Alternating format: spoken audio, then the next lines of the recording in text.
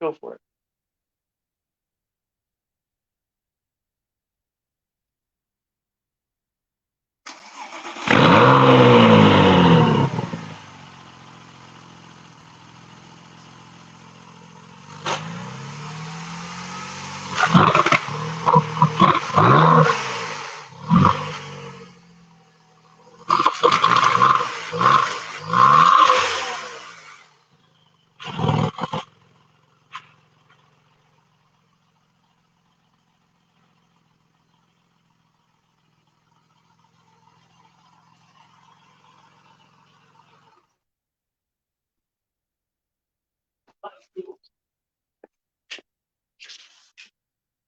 Close the.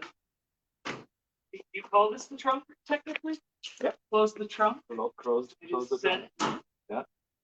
Push on. Good guy. Yeah. There you go. It's like harder. There you go. There you go. Awesome. All right. I'm Michael with Plant. We are here with Christian Storm, our training and development manager, who is also our resident, definitely our best auto enthusiast. All right. Well, thank you. Hands down, you're our number one auto enthusiast, and obviously you have passion for European cars, German cars in particular. We acquired this vehicle, and it's a 2002. 2002 Porsche 911 Turbo. Turbo. Yeah. That's the name, right? That's the name. I don't know anything about this car. Okay. I just learned that the motor's in the back. So I asked Christian to just educate me on this car and educate everybody, just because this is not something that we see every day. Yeah. So go ahead. All right. Take it over. I'm excited to learn. Absolutely. So I guess the significance is when you're talking about the Porsche 911s, it's such an iconic car. Sure. You're looking back at the 356 Porsches that were a car like in the 60s. The design, the shape has not really changed much. It's just an evolution. I always think that if there is a child, a young auto enthusiast, male or female, if they have to draw a Porsche, will always have these lines. Sure.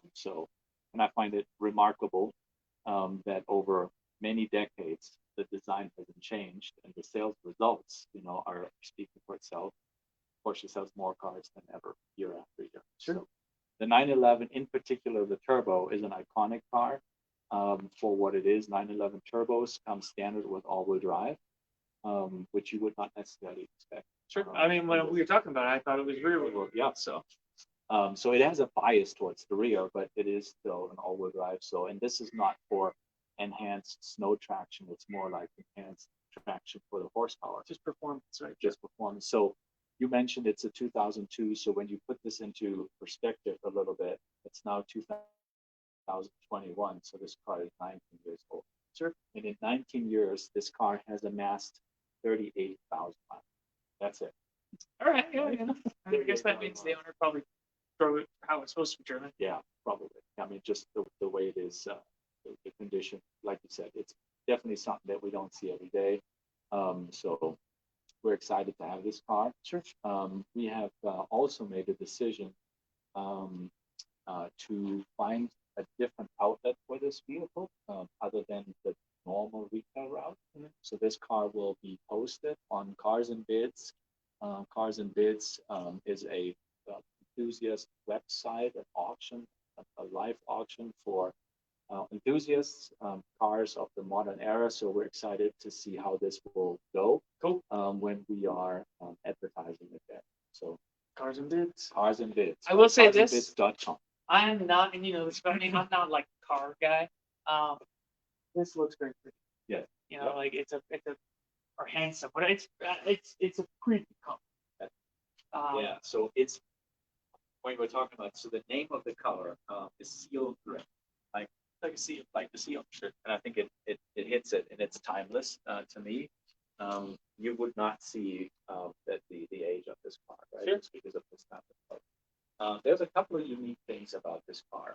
I'm going to start with mentioning that the original MSRP of this vehicle in 2002 was $122,000.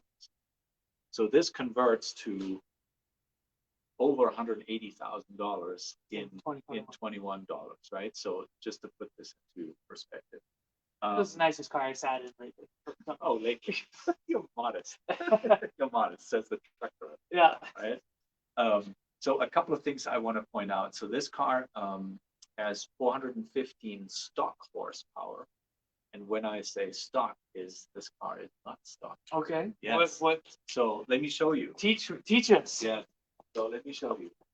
The easiest giveaway when you open the engine compartment is that it has a special air intake that you see here, that is always an indication that there has been some modifications been made. Sure. And then the other one, which is kind of the big one, is this little badge here, Evolution Motorsports, is an acclaimed Porsche tuner. I was gonna say it's like a tuning company. Yeah, tuning company.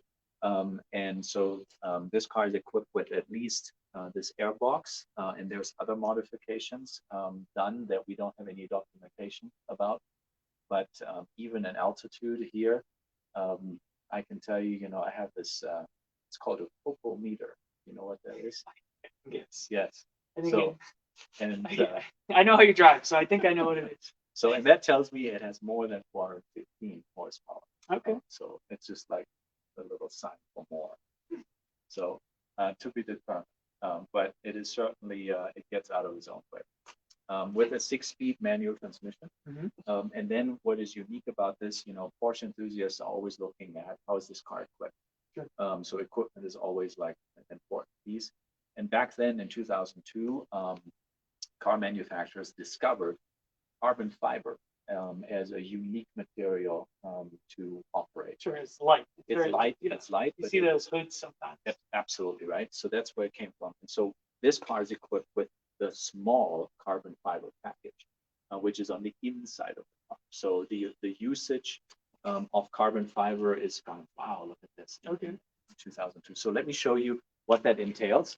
So there's multiple components that are part of this. And so most noteworthy is this door sill trim here that says turbo on it, right? So this whole thing, and of course driver's side and passenger side, made out of carbon fiber. Then this car has an optional steering wheel, which also has a combination of leather and then carbon fiber on the rim. There is a standalone feature for the handbrake being covered in carbon fiber, and also the shifter with the turbo sign is made out of carbon fiber as well. So kind of noteworthy on this. So more aesthetics. Is more aesthetics. Yes. Yeah. Okay. Yeah. It's not like a performance base. No. Yeah. The car also features what is called the full leather package. For the car enthusiasts, they know that the dash, the upper piece, the cowl is made out of leather, which makes it nicer looking. And then I just like that you use the word cowl. Yes. Cowl. Yeah, that is the cowl, right? That is the cowl. And overall, like I said, 30, how many miles? 30, what did it say there? Does it say anything? 36, 964. Okay, so 40 away from 37,000 miles, right? And when you're looking at the overall condition, the wear marks on the leather are very marginal. There's hardly any creases here, which speaks for the authenticity of the miles. Same with the bolster over here. So not only do I believe that the miles are authentic, but the previous owner knew how to get in and out of the car. Sure, how to care for it rather than beat it up. Absolutely. They weren't doing the running start to the Le Mans. Yes. There you go. Excellent. Yeah. Excellent. Another feature, which is something that Porsche enthusiasts always get very excited about, is the existence of, you will never guess it, it is the rear wiper blade. So sometimes they don't have So most of them, over 90% of 911s do not come with a rear wiper. I think it was back then a $435 option just to have this. Okay. And it makes it kind of almost like a signature. So there are select 911 owners that no matter what they order from the factory, they said, well, I have to have my rear wiper just to make So there's somebody out there that drives their 911 on the weekends. Just like, damn, I wish this thing had a wiper. Yes. So they have to get out. Yeah. It's like wipe off the water or just whatever it may be. So overall, it's in beautiful shape. The wheels are great. You would think Yeah, they'd these be are worn in any regard. They were yes, clean. yeah, they're all clean, and so this is not the stock option. So this is a 19-inch wheel. Back from the factory was 17 and 18. So this is an aftermarket solution, but it's very clean, very nicely done. The Porsche colored crest finds its way in there. So overall, beautiful, beautiful application. The caliper is ginormous. Yes. It's so big. Yes. Well, it needs to. Yeah, we got to stop. Yeah. It needs to tame those German horses, That's a huge Yes. brake system. Yes. So again, 2002, 38,000 miles. Oh yeah, what you see there. Is this aesthetics or is this No, cooling the there's engine? actually still some people hide their bread loaves in there. Others would say, well, this is actually the I was intake. gonna say it's like an intake. Yeah, it's an air intake, right? So, and it's real. It's not aesthetics. Because I've always known, and this is how you know I'm not the car enthusiast. I've always known they had these. I just thought the engine was the front. I thought it was for like reducing drag. Yeah. That makes perfect sense. Yeah. No, this is where it needs to be. So overall, that beautiful car, excellent shape. I'm excited to post this on Cars and Bids and see what it does. What I guess this is a silly question, but car people, car enthusiasts, they're the kind of people that either own one of these cars or they collect these cars. Nobody goes, I wonder if I'll just buy a 911. Right. People are looking for these cars, right? Yeah. And to this day, 911 Turbo still a product. It's still coming out. Yes. Yep. You can still get one. So 911 Turbo is really like the statement in itself, right? Sure. So when someone says, I drive a 911 Turbo, well, that answers all the questions. Right. There is nothing. It's not like a Boxer. No, it's not. It's a 911. That's the only Porsche joke I can make. Yeah. Yeah. There you go. Yep. And last question is sourcing. We bought this car. Yes. So this car, this car was actually acquired. So through our acquisitions team. So there's not a trade-in of any sorts.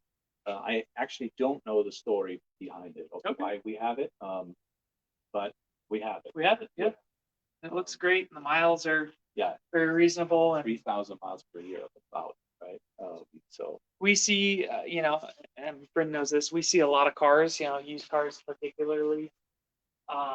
You don't see 20-year-old cars that look like that. Yeah. So cool. Any closing thoughts? Any message to the maybe future owner other than have fun?